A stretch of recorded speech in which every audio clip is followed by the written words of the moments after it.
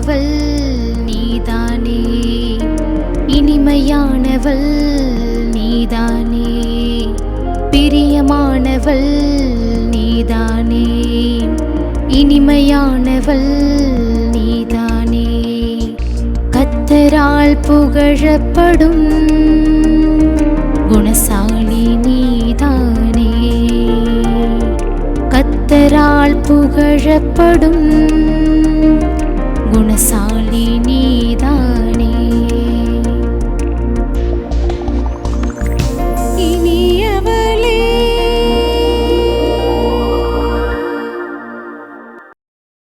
ஆண்டவராகிய இயேசு கிறிஸ்துவின் நாமத்தினாலே இனியவளே என்ற பெண்களுக்கான சிறப்பு நிகழ்ச்சியை பார்த்து கொண்டிருக்கிற உங்கள் யாவரையும் அன்போடு வாழ்த்தி வரவேற்கிறோம். என்னங்க ரொம்ப சந்தோஷமா இருக்கீங்களா? குடும்ப பொறுப்புகள் அதிகம், பிள்ளைங்க ஸ்கூலுக்கு போயிருப்பாங்க, மேல் படிப்புக்காக போயிருப்பாங்க.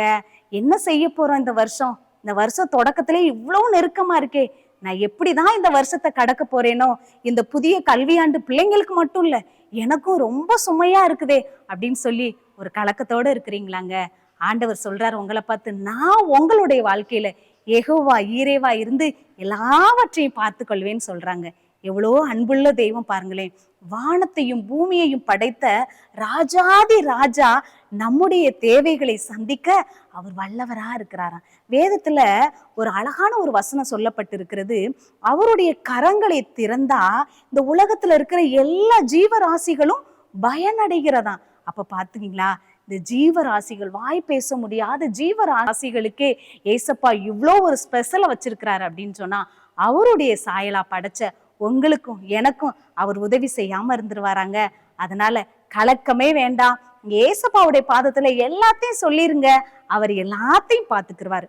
இந்த நேரத்திலையும் எங்க மிஷினரிகளோட சேர்ந்து நீங்கள் ஒரு சில பாடல்களை பாடி ஆண்டவர் ஆராதிக்கிறீங்களா?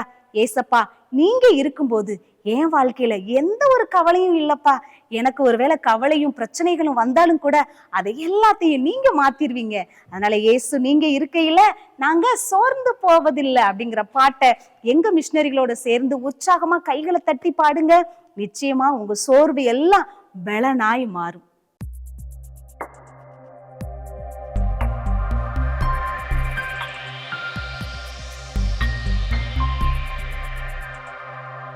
இனியவளே என்ற நிகழ்ச்சியை இப்பொழுதும் கூட நீங்கள் எல்லாரும் பார்த்து கொண்டிருப்பீங்க. இப்பொழுது இயேசு நீங்கள் இருக்கையில என்ற பாடலை பாடுவோமா? இயேசு நீங்க இருக்கையில நாங்க சோர்ந்து போவதில்லை. இயேசு நீங்க இருக்கையில நாங்க சோர்ந்து போவதில்லை. நீங்க எல்லாமே பார்த்து கொள்வீங்க, நீங்க எல்லாமே பார்த்து கொள்வீங்க, நீங்க எல்லாமே பார்த்து கொள்வீங்க, நீங்க எல்லாமே பார்த்து கொள்வீங்க. இயேசு நீங்க இருக்கையில நாங்க சோர்ந்து போவதில்லை. இயேசு நீங்க இருக்கையில நாங்க சோர்ந்து போவதில்லை. நமக்கு சமாதானக்காரனர் அவர்தான், சர்வ வல்லவரும் அவர்தான். ஹல்லேலூயா. இப்பொழுது எல்லாம் சேர்ந்து பாடுமா? சமாதானக்காரனர் நீங்க தானே, சர்வ வல்லவரும் நீங்க தானே. சமாதானக்காரனர் நீங்க தானே, சர்வ வல்லவரும் நீங்க தானே. இயேசு நீங்க இருக்கையில நாங்க சோர்ந்து போவதில்லை. இயேசு நீங்க இருக்கையில நாங்க சோர்ந்து போவதில்லை. வாழ்க்கையில இருக்கிற எல்லா இருள்களும் இந்த நாளில் வெளிச்சமா மாறப்போகுது, பிரகாசமா மாறப்போகுது. நம்ம ஆண்டவரை நினைச்சு நம்ம பாடும் பொழுது நம்ம வாழ்க்கையில இருளெல்லாம் மாறிடுங்க. சந்தோஷமா பாடுங்க.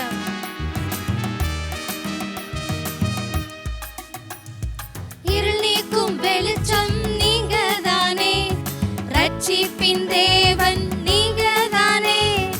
இருள் நீக்கும் வெளிச்சம் நீங்க தானே, ரட்சிப்பின் தேவன் நீங்க தானே. இயேசு நீங்க இருக்கையில நாங்க சோர்ந்து போவதில்லை.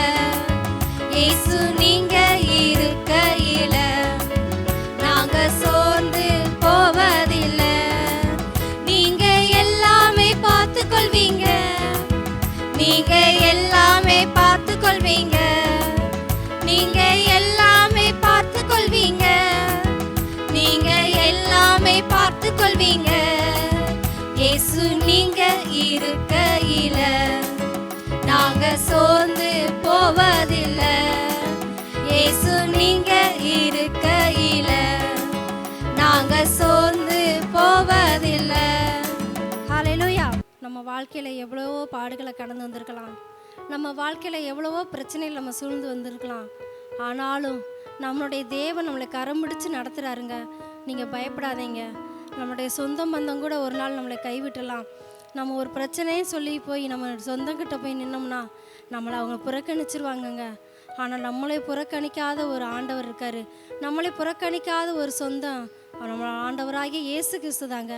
நீங்கள் அவரை நம்பும் பொழுது எல்லா காரியத்தையும் அவர் பொறுப்பெடுப்பாருங்க. ஒரு தகப்பனாக இருந்து உங்கள் பாரத்தை அவர் சுமப்பாருங்க. ஹல்லேலூயா. உமக்கு நன்றி, உமக்கு நன்றி அப்பா. ஆண்டவரே, நீங்கள் இல்லாத ஒரு வாழ்க்கை வேண்டாம்ப்பா. ஆண்டவரே, நீங்கள் எங்கள் வாழ்க்கையில் இடைப்படுங்க ராஜா. எங்கள் வாழ்க்கையில் இருக்கிற எல்லா துயரம் கஷ்டம் எல்லாத்தையும் நீக்கி போடுங்கப்பா.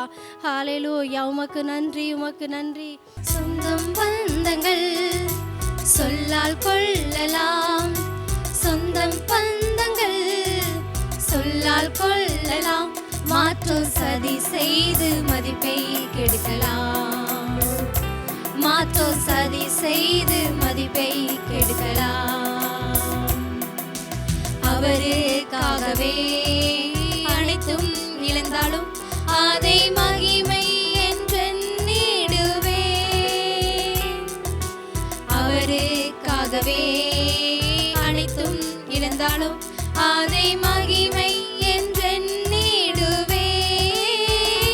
ஹல்லேலூயா, ஹல்லேலூயா, ஹல்லேலூயா, ஹல்லேலூயா, ஹல்லேலூயா, ஹல்லேலூயா, ஹல்லேலூயா, ஹல்லேலூயா. இயேசு தாங்குவார், அவரே சுமப்பார், ஒருபோதும் கைவிடவே மாட்டார். ஹல்லேலூயா, ஹல்லேலூயா, ஹல்லேலூயா, ஹல்லேலூயா, ஹல்லேலூயா, ஹல்லேலூயா, ஹல்லேலூயா, ஹல்லேலூயா. ஒரு ஜெப குறிப்புக்காக நம்ம இணைந்து ஜெபிப்போம். இப்பொழுது நம்மளுடைய குடும்ப பெண்கள் எவ்வளவோ பேர் கஷ்டப்பட்டு இருக்காங்க. அது என்ன சூழ்நிலைனா, நம்மளுடைய கணவர் குடிச்சிட்டு வர்றாங்க. நம்மளுடைய ப்ராப்ளம் என்னைக்கு சால்வ் ஆகும், நம்ம பிரச்சனை என்னைக்கு இதோட தீரும். அவங்க குடிச்சிட்டு வர்றது நிமித்தமாக வாழ்க்கையில் ஒரே கஷ்டங்கள் இருக்குது. அந்த கஷ்டத்தை நம்ம போக்குறதுக்காக நம்ம ஆண்டவர்கிட்ட ஒரு நிமிஷம் ஜெபம் பண்ணுமா? நீங்கள் எங்களோடு சேர்ந்து இணைந்து ஜெபம் பண்ணுங்க. ஹல்லேலூயா. உமக்கு ஸ்தோத்திரிக்கிற ராஜா, ஸ்தோத்திரிக்கிற தகப்பனே. ஹல்லேலூயா. உமக்கு நன்றி அப்பா. அன்பின் பரலோக பிதாவே, இந்த நாளிலும் கூட தகப்பனே, ஒவ்வொரு ஆண்டவரே குடும்ப பெண்களுக்காக உங்கள் சமூகத்தில் வருகிற ராஜா, உண்மையே நம்பி இந்த இடத்துல அமர்ந்து இருக்காங்கப்பா. ஆண்டவரே, இந்த நிகழ்ச்சி மூலமாய் தேவன் என்னோடு எது பேசுவார், என் வார்த்தை என்னுடைய வாழ்க்கையை எப்படி கட்டுவார் என்று விசுவாசத்தோடு ஒரு நம்பிக்கையோடு உறுதியோடு வந்திருக்கிறாங்கப்பா. அப்படிப்பட்டவர்களுக்காக நாங்கள் ஜெபிக்கிறோம் ஐயா. ஆண்டவர், ஒவ்வொரு வீட்லேயும் குடிகாரராக இருந்து தன் குடும்பத்தை சரியாய் நடத்தாத ஒவ்வொரு கணவர்மார்களுக்காக ஜெபிக்கிறோம் ஐயா. எல்லா குடிப்பழக்கங்களும் மாறட்டும் இயேசுவின் நாமத்தினால.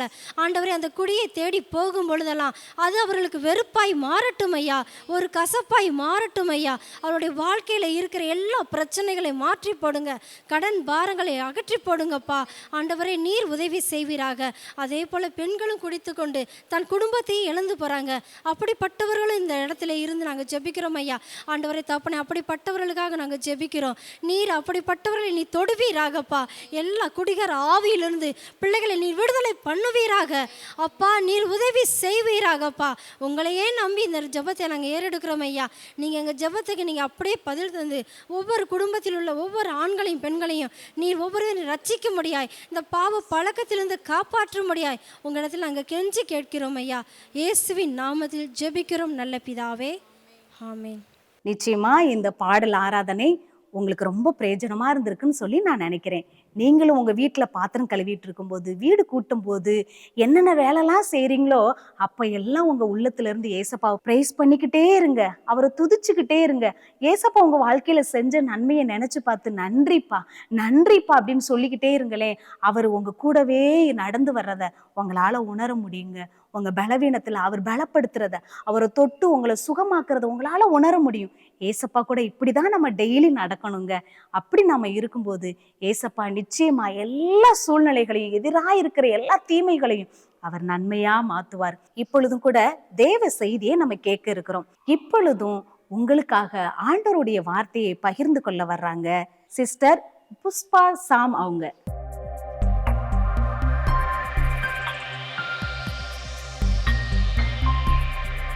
கர்த்தருடைய பரிசுத்த நாமத்திற்கு மகிமை உண்டாவதாக. இந்த நாளிலும் இனியவிளை என்கிறதான இந்த நிகழ்ச்சியின் மூலம் கிராம மிஷனரி இயக்கம் நடத்தும் இந்த தொலைக்காட்சி நிகழ்ச்சியிலே கலந்து கொண்டிருக்கிறார். இதை பார்க்கிற உங்கள் ஒவ்வொருவரையும் இயேசுவின் நாமத்தினாலே வாழ்த்துகிறேன்.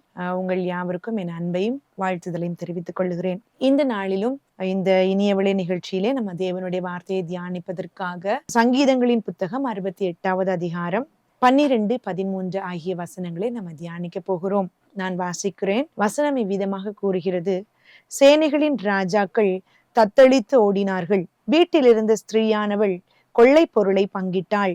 நீங்கள் அடுப்பின் அடியில் கிடந்தவர்களாயிருந்தாலும் வெள்ளியால் அலங்கரிக்கப்பட்ட புறா சிறகுகள் போலவும் பசும்பொன் நிறமாகிய அதன் இறகுகளின் சாயலாகவும் இருப்பீர்கள். ஹல்லேலூயா. இந்த இடத்துல வாசிக்கும் பொழுது கர்த்தர் பெண்களாகிய நமக்கு மிக பெரிய உன்னதமான ஒரு பாக்கியத்தை நமக்கு தந்திருக்கிறதை பார்க்க முடிகிறது. அநேக நேரங்களிலே நீங்கள் உங்களை நொந்து கொள்ளுகிறவர்களாக கூட இருக்கலாம். பெண்களுக்கு நிறைய வீட்டுல பணிவிடைகளை செய்ய வேண்டியிருக்கும், நிறைய வேலைகள் இருக்கும். இப்பொழுது உள்ள காலங்களிலே அநேக வீட்டு வேலைகளை முடித்து விட்டு பணிகளுக்கு செல்லுகிறவர்கள் கூட அநேகர் நீங்கள் இருப்பீர்கள். இந்த நாளிலும் பெண்கள் என்று அநேகர் நொந்து கொள்ளுகிறதான இந்த கால சூழ்நிலையிலே ஆண்டவர் நமக்கென்று ஸ்பெஷலாக ரொம்ப சிறப்பாக நிறைய ஆசீர்வாதங்களை வேதாகமத்தில் வைத்திருக்கிறதை நம்ம பார்க்க முடிகிறது. 12ஆம் வசனத்தின் முதற் பகுதிப்படி சொல்லுகிறது: சேனைகளின் ராஜாக்கள் தத்தளித்து ஓடினார்களாம். வீட்டில் இருந்த ஸ்திரீயானவள் கொள்ளை பொருளை பங்கிட்டாளாம். ஹல்லேலூயா. வீட்டில் இருக்கிற நம்ம ஒவ்வொருவரும் கொள்ளை பொருளை பங்கிடும்படி கர்த்தர் நம்மை இந்த நேரத்திலே அழைக்கிறவராக இருக்கிறார். ஹல்லேலூயா. நமக்கு முன்பதாக ஆண்டவர் ஒரு காரியத்தை செய்ய போகிறார். அது என்ன காரியம்? சேனைகளின் ராஜாக்களை தத்தளித்து ஓட பண்ண போகிறார். ஹல்லேலூயா. நாம் என்ன பண்ண போகிறோம்? வீட்டுல இருந்தா கூட நம்ம பெரிய காரியங்களை ஆண்டவருக்காக சாதிக்க வேண்டும் என்று சொல்லி கர்த்தர் நம்மை அழைக்கிறதை இந்த நேரத்துல நம்ம பார்க்க முடிகிறது. ஹல்லேலூயா. நீங்கள் அடுப்பின் அடியில கிடந்தவர்களா இருந்தாலும் ஆண்டவர் நம்ம எப்படி அலங்கரிக்க விரும்புகிறாரா? வெள்ளியாலையும் பசும்பொன் நிறமாகி அதன் இறகுகளின் சாயலாகவும் இருப்பீர்கள் என்று சொல்லி நம்மை அலங்கரிப்பதற்காக, கொள்ளை பொருளினாலே நம்மை நிரப்புவதற்காக, அதாவது நம்மை கொண்டு நம்முடைய குடும்பங்களையும் நம்முடைய தேசத்தையும் ஆசீர்வதிக்கிறதற்கு, கொள்ளை பொருளினாலே நிரப்புகிறதற்கு தேவன் விரும்புகிறவராக இருக்கிறார். ஹல்லேலூயா. இந்த வசனத்தை நம்ம தியானிக்கும் போது வேதாகமத்துல நிறைய இடத்துல பெண்களுக்கு ஆண்டவர் இதே போல ஆசீர்வாதங்களை கொடுத்ததை நம்ம தியானிக்க முடியும். இந்த நிகழ்ச்சியில வெறும் 2 சரித்திரங்களை, வேதாகம சரித்திரங்களை நம்ம வைத்து தியானிக்க போகிறோம். முதலாவதாக ஒரு வீர பெண்மணியை நம்ம பார்க்கலாம். அது எங்க? நியாயாதிபதிகளின் புத்தகம் 4வது அதிகாரத்துல ஞானமாய் நடந்து கொண்ட இந்த கொள்ளை பொருளை சுதந்தரித்த இந்த ஸ்திரீயை நம்ம பார்க்கிறோம். அவளுடைய பெயர் யாகேல் என்பது. ஹல்லேலூயா. நான் உங்களுக்காக வாசிக்கிறேன். நியாயாதிபதிகளின் புத்தகம் 4ஆம் அதிகாரம் 17வது வசனத்திலிருந்து 21வது வசனம் வரைக்கும் நான் ஒரு சில பகுதிகளை நான் வாசிக்க விரும்புகிறேன். சிசேரா கால்நடையாய் கேனானியனான ஏபேரின் மனைவி யாகேலுடைய கூடாரத்திற்கு ஓடி வந்தான். அப்பொழுது யாபீன் என்னும் அசோரின் ராஜாவுக்கும் கேனானியனான ஏபோரின் வீட்டுக்கும் சமாதானம் உண்டாயிருந்தது. யாகேல் வெளியே சிசேராவுக்கு எதிர்கொண்டு போய், உள்ளே வாரும் என் ஆண்டவனே, என்னண்டே உள்ளே வாரும், பயப்படாதேயும் என்று அவனோடே சொன்னாள். அப்படியே அவள் அண்டை கூடாரத்தில் உள்ளே வந்த போது அவனை ஒரு சமுக்காலத்தினாலே மூடினாள். அவன் அவளை பார்த்து, குடிக்க எனக்கு கொஞ்சம் தண்ணீர் தாகமா இருக்கிறேன் என்றான். அவள் பால் துருத்தியை திறந்து அவனுக்கு குடிக்க கொடுத்து திரும்பவும் அவனை மூடினாள். அப்பொழுது அவன், நீ கூடார வாசலிலே நின்று யாராவது ஒருவன் வந்து இங்கே யாராகிலும் இருக்கிறார்களா என்று உன்னிடத்தில் கேட்டான். இல்லை என்று சொல் என்றான். பின்பு ஏபேரின் மனைவியாகிய யாகேல் ஒரு கூடார ஆணியை எடுத்து தன் கையிலே சுத்தியை பிடித்து கொண்டு மெல்ல அவன் அண்டையிலே வந்து அவன் நெற்றியிலே அந்த ஆணியை அடித்து போட்டாள். அது உருவி போய் தரையிலே புதைந்தது. அப்பொழுது ஆயாசமாய் தூங்கின அவன் செத்து போனான் என்று சொல்லி அழகான ஒரு சரித்திர பின்னணியத்தை இந்த பகுதியிலே நம்ம பார்க்க முடிகிறது. ஹல்லேலூயா. இந்த இடத்துல இந்த யாகேல் என்கிறதான அந்த வீர மங்கை அவள் என்ன செய்தால், முதலாவதாக தன் அண்டையில வருகிற அந்த நபரை சரியாக அடையாளம் கண்டு கொண்டதை நம்ம பார்க்க முடிகிறது. ஹல்லேலூயா. யாகேலுடைய குடும்பத்திற்கும் இங்கே வருகிறதான இந்த சிசேராவினுடைய ராஜாவின் அந்த குடும்பத்திற்கும் நல்ல உறவுதான் இருந்தது. ஆனாலும் இந்த யாகேல் வருகிறதான அந்த மனிதன் சிசேரா, அவன் எவ்வளவு துன்மார்க்கமானவன், தேவ பிள்ளைகளுக்கு எதிரானவன் என்று சொல்லி முதலாவது அவனை அடையாளம் கண்டு கொண்டாள். ஹல்லேலூயா. இந்த நாளிலும் வீட்டில் இருக்கிற நாம், இல்லத்தரசிகளாயிருக்கிற நாம் ஒவ்வொருவரும் நம்முடைய வீட்டை சுற்றி நடக்கிற காரியங்களை, நம்முடைய தேசத்துல நடக்கிற காரியங்களை தேவனுக்கு விரோதமாக அல்லது நம்முடைய குடும்பத்திலே நம்முடைய பிள்ளைகளுக்கு விரோதமாக, நம்முடைய பிள்ளைகளை தேவனை விட்டு இடர பண்ணுகிற, பொல்லாத வழிகளை கற்றுக் கொடுக்கிற காரியங்களை முதலாவதாக நாம் இனம் கண்டு கொள்ள வேண்டும் என்று சொல்லி கர்த்தர் விரும்புகிறார். ஹல்லேலூயா. முதலாவதாக நாம் நம்முடைய எதிராளிகளை அடையாளம் கண்டு கொள்ள வேண்டும். ஹல்லேலூயா. எப்படி இந்த யாகேல் சிசேராவை அடையாளம் கண்டு கொண்டாலோ, தேவ மனிதர்களுக்கு விரோதமானவன், தேவ பிள்ளைகளுக்கு விரோதமானவன், உண்மையான தெய்வத்திற்கு சர்வ வல்லமை உள்ளவருக்கு விரோதமாக கிரியை செய்கிறான் என்று சொல்லி அவள் அடையாளம் கண்டு கொண்டது போல நாமும் முதலாவதாக நம்முடைய தேசத்தை பாழ்படுத்துகிற காரியங்களை நாம் கண்டுபிடிக்கிறவர்களாக இருக்க வேண்டும். ஹல்லேலூயா. நம்முடைய பிள்ளைகளை சுற்றி என்ன நடக்கிறது, யாரெல்லாம் அவர்களோடு பழகுகிறார்கள், யாரெல்லாம் அவர்களோடு நல்ல ஐக்கியம் கொள்ளுகிறார்கள், அவருடைய நட்பு வட்டாரங்கள் என்ன, ஜாக்கிரதையாக கண்காணிக்கிறவர்களாக இருக்க வேண்டும். ஹல்லேலூயா. அவர்கள் யாரை போல பேசுகிறார்கள், யாரை போல தங்களை பாவித்துக் கொள்ளுகிறார்கள். இப்போ சின்ன குழந்தைங்களா இருந்தா கூட யாரையாவது பார்க்கும் பொழுது அவர்களுடைய பேச்சினாலேயோ அல்லது அவருடைய செயல்களினாலேயோ கவரப்பட்டால் அவர்களை போல ஃபாலோ பண்ண அவங்க ட்ரை பண்றதை நம்ம பார்க்க முடிகிறது. இப்போ நம்ம முதலாவதாக நம்மை சுற்றி, நம்முடைய பிள்ளைகளை சுற்றி, நம்முடைய குடும்பத்தை சுற்றி அல்லது நாம் இருக்கிறதான இடத்துல நம்முடைய தேசத்திலே நடக்கிறதான சூழ்நிலைகளை நம்ம கண்காணிக்கிறவர்களாக இருக்க வேண்டும். ஹல்லேலூயா. நம்ம கண்காணித்து கொண்டே இருந்தால்தான் யாரு தேவனுக்குரியவர்களாக, தேவனுக்குரிய பாதையிலே, கரெக்டான சரியான பாதையிலே நம்ம வழி நடத்துகிறது, நம்முடைய பிள்ளைகளை நடத்துகிறது என்று சொல்லி நமக்கு தேவையான உறவுகள், நல்ல உறவுகளை நம்ம அடையாளம் கண்டு கொள்ள முடியும். ஹல்லேலூயா. இரண்டாவதாக அவள் அழகாக திட்டமிட்டதை நம்ம பார்க்கிறோம். ஹல்லேலூயா. முதலாவது அவள் அடையாளம் கண்டு கொண்டாள். யார் தன்னுடைய வீட்டில நுழைகிறதான அந்த நபர் யார் என்பதை அடையாளம் கண்டு கொண்டாள். அடுத்ததாக அவள் திட்டமிட்டதை நம்ம பார்க்க முடிகிறது. ஹல்லேலூயா. அவன் என்ன பண்றான், வெளியே போய் சிசேராவை உள்ளே அழைக்கிறான். உள்ளே அழைத்து அவனை நல்ல சமுக்காலத்தினாலே மூடி அல்லது அவனை ஒழித்து வைக்கிறது போல அவள் என்ன பண்ணுகிறா, ஒரு நல்ல ஒரு திட்டமிடுகிறத நம்ம பார்க்க முடிகிறது. ஹல்லேலூயா. அப்போ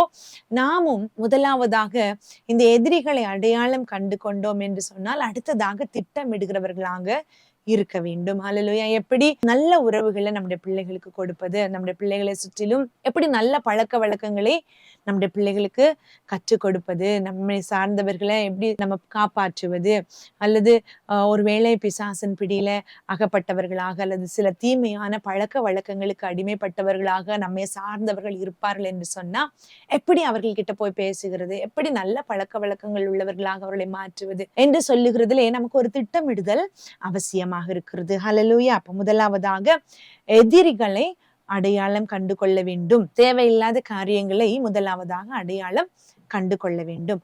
அடுத்ததாக அந்த தேவையில்லாத பழக்க வழக்கங்கள், நம்முடைய பிள்ளைகளை தொற்றி இருக்கிறதான வீண் காரியங்களை எப்படி அவர்களை விட்டு விலக்கி நல்ல வழியிலே அவர்கள் நடத்தலாம் என்று சொல்லி நம்ம திட்டமிடுகிறவர்களாக இருக்க வேண்டும். ஹல்லேலூயா. அடுத்ததாக அதை செயலாக்குகிறவர்களாக இருக்க வேண்டும். அநேக நேரத்துல நம்ம ஃபர்ஸ்ட் 2 காரியங்களையும் ரொம்ப அழகாக பண்ணுவோம். கரெக்டா நம்ம எதிரிகளை அடையாளம் கண்டுபிடித்து விடுகிறோம், அடுத்தது திட்டமிடுகிறோம். மூன்றாவது அந்த செயல் ஆற்றுகிற காரியத்துல நம்ம ரொம்ப தெளிவுள்ளவர்களாக உள்ளவர்களாக, உறுதி உள்ளவர்களாக இருக்க வேண்டும் என்று சொல்லி கர்த்தர் விரும்புகிறார். ஹல்லேலூயா. மூன்றாவது காரியத்தை நாம செய்கிறவர்களாக இருக்க வேண்டும், செயல் ஆற்றுகிறவர்களாக இருக்க வேண்டும். இப்ப சிசேரா யாகேல பார்க்கிறோம், அவள் என்ன பண்ணாலாம், ஒரு கூடார ஆணியை எடுத்து அது எவ்வளவு அழகா பிளான் பண்ணி சுத்தியையும் எடுத்து மெல்ல அவன் அண்டையிலே ஒவ்வொரு காரியத்தையும் ரொம்ப நேர்த்தியா ஞானமாய் காய் நகர்த்துகிறது நம்ம பார்க்க முடிகிறது. ஒரு கூடார ஆணியை எடுத்தாள், தன் கையிலே சுத்தியை பிடித்து கொண்டாள், மெல்ல அவனிடத்துல அவன் நெற்றியிலே அந்த ஆணியை அடித்து போட்டாள் என்று சொல்லி வாசிக்கிறோம். ஹல்லேலூயா. அப்போ நம்ம செயல் ஆற்றும் பொழுது ரொம்ப ஞானமாக நம்ம அதை செயலாற்ற வேண்டும். ஹல்லேலூயா. அப்போ எதிரிகளை முற்றிலுமாக அழித்து விடுகிறதற்கு ஏதுவாக நம்ம ஞானமாக திட்டமிடுகிறவர்களாகவும் ஞானமாக அதை கையாளுகிறவர்களாகவும் இருக்க வேண்டும் என்று சொல்லி கர்த்தர் விரும்புகிறார். ஹல்லேலூயா. இப்போ இவள் இப்படி செய்தபடியினாலே கிடைத்த ரிசல்ட் என்ன அப்படின்னு சொன்னா, அதை நம்ம 5வது அதிகாரம் 31வது வசனத்துல வாசிக்கும் பொழுது இப்படியாக நம்ம வாசிக்கிறோம். கர்த்தாவே, உம்மை பகைக்கிற யாவரும் இப்படியே அழிய கடவர்கள், அவரில் அன்பு கூறுகிறவர்களோ வல்லமையோடு உதிக்கிற சூரியனை போல் இருக்க கடவர்கள் என்று பாடினார்கள். பின்பு தேசம் 40 வருஷம் அமைதலாய் இருந்தது என்று சொல்லி அந்த இடத்துல நம்ம வாசிக்க முடிகிறது. அப்போ இங்க கர்த்தருக்கு விரோதமாக இருந்த அந்த சத்துருக்களை அவள் அழித்து போட்டபடியினாலே அந்த ஒரு பெண் நிமித்தமாக வீட்டில தங்கி இருந்த அந்த தன்னுடைய கூடாரத்துல தங்கி இருந்த எதிரியை கரெக்டா அடையாளம் கண்டு கொண்டு திட்டமிட்டு செயலாற்றின அந்த ஒரே ஒரு பெண்மணியின் மூலமாக தேசத்திலே, அந்த முழு இஸ்ரவேல் தேசத்திலும் 40 வருஷம் அமைதலா இருந்தது என்று சொல்லி நம்ம பார்க்கிறோம். ஹல்லேலூயா. அப்போ இன்னைக்கு நான் வீட்டுல தானே இருக்கிறேன் அப்படின்னு சொல்லி நம்ம கலங்க வேண்டியது அவசியம் இல்லை. நம்ம வீட்டுல இருந்தாலும் நம்மை கொண்டு தெய்வம் பெரிய காரியங்களை செய்ய வேண்டும் என்று சொல்லி திட்டம் வைத்திருக்கிறார். நம்முடைய தேசம் அமைதலாய் இருக்க வேண்டும் என்று சொன்னால் நம்முடைய தேசத்தின் அமைதிக்கு விரோதமாய் போராடுகிற சத்துருவை நாம தான் ஜெபித்து கட்டுகிறவர்களாக இருக்க வேண்டும். ஹல்லேலூயா. நம்ம ஜெபிக்கும் பொழுது, நம்ம முழங்கால் படியிட்டு ஜெபிக்கும் பொழுது, நம்முடைய குடும்பத்திலே நாம் தங்கி இருக்கிறதான இடத்துல, நம்முடைய தேசத்துல கிரியை செய்து கொண்டிருக்கிற எல்லா சமாதான கேட்டின் ஆவிகளில் இருந்தும் சமாதானத்தை சீர்குலைக்கிற காரியங்களில் இருந்தும் நம்ம தேசத்தை பாதுகாக்க முடியும், நம்ம குடும்பத்தை பாதுகாக்க முடியும், நம்முடைய பிள்ளைகளை பாதுகாக்க முடியும். ஹல்லேலூயா. இங்க இந்த ஒரே ஒரு சகோதரி செய்த இந்த செயலின் மூலமாக 40 வருஷம் முழு தேசத்திற்கும் அமைதல் உண்டானது என்று சொல்லி நம்ம பார்க்கிறோம். ஹல்லேலூயா. இதுல பார்க்கும் பொழுது 24வது வசனத்துல அந்த சகோதரிய வேதம் இப்படியாக சொல்லுகிறது, ஸ்திரீகளுக்குள்ளே கேனானியனான ஏபேரின் மனைவியாகியாகில் ஆசீர்வதிக்கப்பட்டவள் என்று சொல்லி அந்த இடத்துல வாசிக்கிறோம். கூடாரத்தில் வாசமாயிருக்கிற ஸ்திரீகளுக்குள்ளே அவள் ஆசீர்வதிக்கப்பட்டவளே என்று சொல்லி வேதம் அவளை வாழ்த்துகிறதை நம்ம பார்க்க முடிகிறது. ஹல்லேலூயா. புதிய ஏற்பாட்டிலேயும் இதே போல ஒரு ஆசீர்வாதம் நம்ம இயேசு கிறிஸ்துவின் தாயாகிய மரியாளை தேவதூதன் ஆசீர்வதிக்கும் பொழுது இப்படியாக வாழ்த்தினதை நம்ம பார்க்கிறோம். ஸ்திரீகளுக்குள்ளே ஆசீர்வதிக்கப்பட்டவள் என்று சொல்லி வாழ்த்துகிறத பார்க்கிறோம். அவ்விதமான ஒரு வாழ்த்துதல் இங்க இரட்டிப்பாய் இந்த யாகேல் என்கிறதான இந்த வீர பெண்மணிக்கு கிடைக்கிறதை நம்ம பார்க்கிறோம். ஹல்லேலூயா. அப்போ இன்றைக்கும் இந்த இனிய வேளை என்கிறதான நிகழ்ச்சியை பார்த்து கொண்டிருக்கிற இல்லத்தரசிகள், உங்கள் ஒவ்வொருவருக்கும் ஆண்டவர் அறைகூவலாய் விடுக்கிறார். இனியவர்களாகி நீங்கள் வீட்டுல தங்கி தரித்திருக்கிற நீங்கள் உங்களுடைய முழங்கால்களை முடக்கி தேசத்திலே கிரியை செய்கிற, தேசத்தின் சமாதானத்தை சீர்குலைக்கிற, தேசத்திலே அதிகமா இந்த நாட்களிலே கிரியை செய்து கொண்டிருக்கிற இந்த பாவ பழக்க வழக்கங்களிலிருந்து, சாபத்தின் கட்டுகளிலிருந்து, வியாதிகள் எல்லாவற்றின் கட்டுகளிலிருந்தும் தேசத்தை விடுவிக்கிற ஒரு சிலாக்கியத்தை, ஒரு ஆசீர்வாதமான ஒரு சந்தர்ப்பத்தை கர்த்தர் உங்களுக்கு கொடுக்கிறார். அதை பயன்படுத்தி கொள்ளுங்கள். அதை பயன்படுத்தி கொள்ளும் பொழுது ஆண்டவரும் நம்மளை பார்த்து சொல்லுவார், ஸ்திரீகளுக்குள்ளே நீங்கள் ஆசீர்வதிக்கப்பட்டவர்கள் என்று சொல்லி. ஹல்லேலூயா. ஹல்லேலூயா. அடுத்ததாக 2வது ஒரு சம்பவத்தை நம்ம பார்க்கலாம். யோசுவாவின் புத்தகம் 2வது அதிகாரம் 4ஆம் வசனத்துல நம்ம பார்க்கும் பொழுது ராகாப் என்கிறதான ஒரு சகோதரி குறித்து நம்ம பார்க்க முடிகிறது. ஒரு சில பகுதிகளை நான் உங்களுக்காக வாசிக்கிறேன். யோசுவாவின் புத்தகம் 2ஆம் அதிகாரம் 4ஆம் வசனம். அந்த ஸ்திரீ அவ்விரண்டு மனுஷரையும் கொண்டு போய் அவர்களை ஒளித்து வைத்து மேய்த்தான். என்னிடத்தில் மனுஷர் வந்திருந்தார்கள், ஆனாலும் அவர்கள் எவ்விடத்தாரோ எனக்கு தெரியாது என்று சொன்னாள். ஹல்லேலூயா. இந்த இடத்துல ராகாப் என்கிறதான ஒரு பெண்மணியை குறித்து நம்ம பார்க்க முடிகிறது. இங்கே இந்த ஸ்திரீ என்ன பண்ணினாங்க, எதிரிகளை முதலாவது அடையாளம் கண்டு அவர்களை ஒழிக்கும்படி அழகாக திட்டம் தீட்டி செயலாற்றினார்கள். இங்க இந்த ராகாப் என்கிறதான இந்த பெண்மணி என்ன பண்ணினாங்க, தேவனுடைய பிள்ளைகளை அடையாளம் கண்டு கொண்டவர்களாக இருக்கிறார்கள். ஹல்லேலூயா. இந்த இடத்துல தேவ பிள்ளைகள் யார் என்று சொல்லி நாம் அடையாளம் காண்கிறவர்களாக இருக்க வேண்டும். தேவனுக்காக ஊழியங்களை செய்கிற பிள்ளைகள், தேவனுடைய திட்டங்களை தோளிலே எடுத்து சுமக்கிறதான லேவியர்கள், இவர்களை நாம் அடையாளம் காண்கிறவர்களாக இருக்க வேண்டும். தேவனுடைய சுவிசேஷத்தை கொண்டு வருகிறதான ஊழியர்கள், தேவனுடைய மேய்ப்பர்கள், மந்தையின் மேய்ப்பர்கள், தீர்க்கதரிசிகள், நம்முடைய தேவனுடைய பிள்ளைகள் ஒவ்வொருவரையும், விசுவாச பிள்ளைகளாக இருக்கலாம், சபையின் அங்கத்தினர்களாக இருக்கலாம், இந்த விசுவாச பிள்ளைகளை, தேவனுடைய பிள்ளைகளை நாம் அடையாளம் காண்கிறவர்களாக இருக்க வேண்டும். ஹல்லேலூயா. தேவனுடைய மனிதர்களை அடையாளம் கண்டு கொண்டால், அடுத்ததாக அந்த இடத்துல வாசிக்கிறோம், அவர்களை பாதுகாத்தாள் என்று சொல்லி நம்ம வாசிக்கிறோம். ஹல்லேலூயா.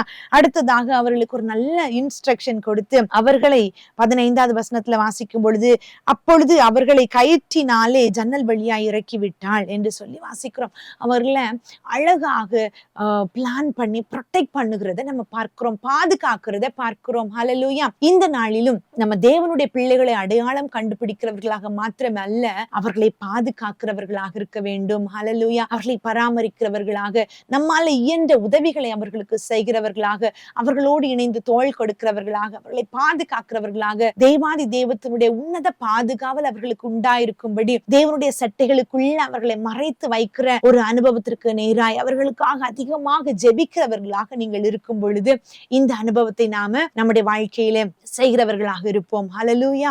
அப்போ தேவ பிள்ளைகளை நாம் என்ன பண்ணணும், கண்டு கொள்ள வேண்டும், அடையாளம் கண்டு கொள்ள வேண்டும். அவர்களை நம்முடைய ஜெபங்களினாலே பாதுகாக்க வேண்டும். ஒவ்வொரு நாளும் அவர்கள் பிரயாணப்படுவார்கள். அவருடைய பிரயாணங்களிலே தேவனுடைய பாதுகாவலை கட்டளையிட்டு ஜெபிக்க வேண்டும்.